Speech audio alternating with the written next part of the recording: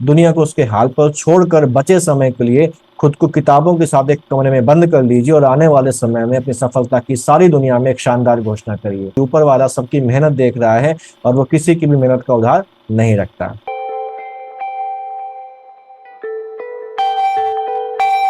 नमस्कार, एक नए दिन में एक नई वीडियो के साथ आपका स्वागत है।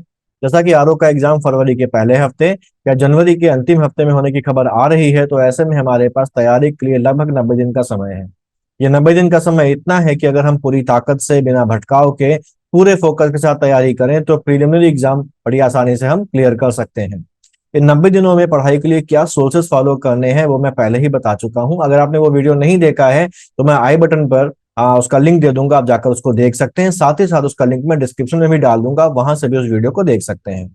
इस वीडियो में हम बात करेंगे कि इस बचे हुए समय में कैसे पढ़ें कि हम इस बचे हुए समय का ऑप्टिमम यूटिलाइजेशन कर सकें और एग्जाम में हम बढ़िया परफॉर्म कर पाएं। इसके लिए जरूरी है कि हम एक सिस्टमैटिक तरीके से एक लिखित शेड्यूल बनाकर टाइम बाउंड तरीके से पढ़ाई करें। लिखित में शेड्यूल बनाना इसलिए जरूरी है कि बिना इसके हम अपनी पढ़ाई को ट्रैक नहीं कर पाएंगे और ये जज नहीं कर पाएंगे कि हमारी तैयारी एग्जाम के अनुरूप हो पा रही है या नहीं हो पा रही है। तो अक्सर इस अनप्लान तैयारी का नतीजा ये निकलता है कि एग्जाम के दिन तक हमारी तैयारी 50% भी पूरी नहीं हो पाती, और अगर हो भी पाती है तो खुद हमें वो आधी अधूरी लगती है और हम बेमन से एग्जाम देकर आ जाते हैं, रिजल्ट भी मन का नहीं आता है। लिखित शेड्यूल होने से हमें हर समय पता होता है कि हमने कितना तैयार कर लिया है और अभी कितना तैयार करना बाकी है, लेकिन यह शेड्यूल फ्लेक्सिबल होना जरूरी है जिससे कुछ ऊंच नीच होने पर हम इसमें फेरबदल कर सकें। खैर, अब मुद्दे पर आते हैं और देखते हैं कि इस स्टेज पर एक आइडियल शेड्यूल बनाते समय क्या क्या चीजें ध्यान रखनी चाहिए। सबसे पहले तो एक कॉपी में सारे सब्जेक्ट्स के नाम और उनके सेगमेंट्स या चैप्टर रफली नोट कर लीजिए। थोड़ा सा लेंदी, उबाऊ, सलदर्द वाला काम ये लग सकता है, लेकिन यकीन मानिए अगर आप प्लानिंग में थोड़ा एक्स्ट्रा समय लगा लेंगे तो इसका परिणाम बहुत अमेजिंग आएगा। तो अब इतना करने के बाद रोज के हिसाब से शेड्यूल में आपको 2 जीएस के सब्जेक्ट्स प्लस हिंदी और करंट साथ लेके चलना है। जीएस के सब्जेक्ट्स में हिस्ट्री, ज्योग्राफी और पॉलिटी के सब्जेक्ट बाकी के मुकाबले बड़े हैं, जिनमें से हिस्ट्री का सिलेबस सबसे ज्यादा है। जीएस में एक बड़े और एक छोटे सब्जेक्ट का कॉम्बिनेशन रखिए, एक सब्जेक्ट हिस्ट्री और दूसरा पॉलिटी या ज्योग्राफी से आप एक रख सकते हैं।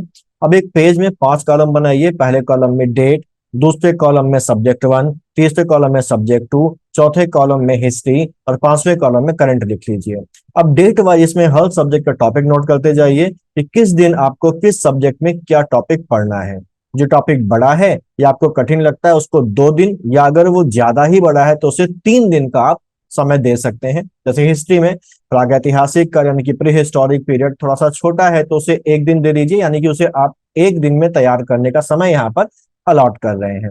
वही सिंधु सभ्यता यानी कि इंडस वैली सिविलाइजेशन का जो टॉपिक है वो बड़ा है तो आप उसे अपने हिसाब से 2 या 3 दिन भी दे सकते हैं।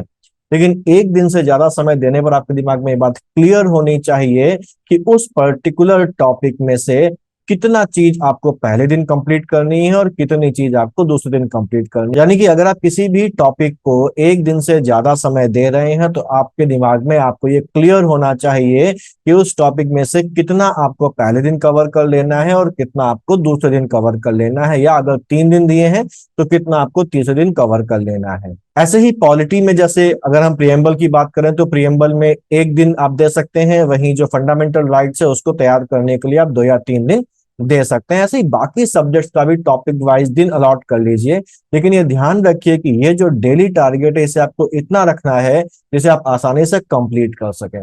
इसे बिल्कुल भी हेक्टिक और अपनी कैपेसिटी से ज्यादा नहीं बनाना है। अगर आप किसी टॉपिक में 1 दिन में 5 पेज तैयार कर सकते हैं तो शुरुआत में आप 4 पेज तैयार करने का ही टारगेट रखिए। इससे आप टारगेट आसानी से अचीव कर लेंगे, वरना अगर टारगेट मिस होने लगेंगे तो मोरल आपका बहुत तेजी से डाउन होगा और इसके साथ कीमती समय जो वेस्ट हो रहा है वो तो होगा ही। करंट को भी इसी तरीके से महीने के हिसाब से बांट लीजिए कि जून का करंट आपको कितने दिन में खत्म कर लेना है, जुलाई का कितने दिन में खत्म कर लेना है, और उसको भी उसी पेपर में जिसमें आपने 5 कॉलम बनाए थे उसी 5वें कॉलम में यानी कि लास्ट कॉलम में आपको लिख देना है। फॉर एग्जाम्पल जून का करंट आपने कितने दिन में किया, तो जून के करंट को अगर आपने 5 दिन दिए हैं तो उनको वहां पर आपको नोट डाउन कर लेना है।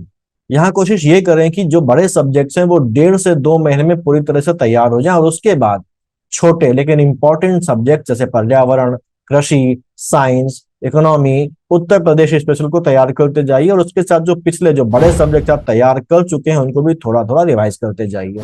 इस शेड्यूल में आपको घटना चक्र को भी साथ साथ लगाते चलना है।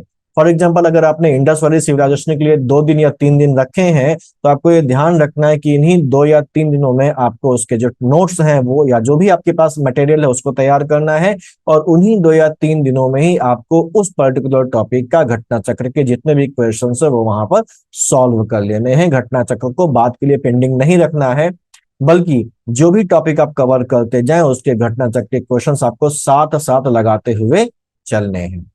एक बात और ध्यान रखिए कि अगर एग्जाम में 90 दिन बचे हुए हैं तो शेड्यूल आपको 75 डेज के हिसाब से ही बनाना है, जिससे कुछ आगे पीछे होने पर हमारे पास कुछ रिजर्व डेज बचे रहें, और साथ ही साथ जब हम सब कुछ खत्म कर डालें तो हमारे पास एक्स्ट्रा रिवीजन का भी समय रहे। मैं एक शेड्यूल बनाकर उसका लिंक आपको डिस्क्रिप्शन में डाल दूंगा, जहां से आप उसको डाउनलोड कर सकते हैं और उसको समझने की कोशिश करके उसमें अपने हिसाब से फेरबदल करके अपने आप को सूट करने वाला एक शेड्यूल बना सकते हैं।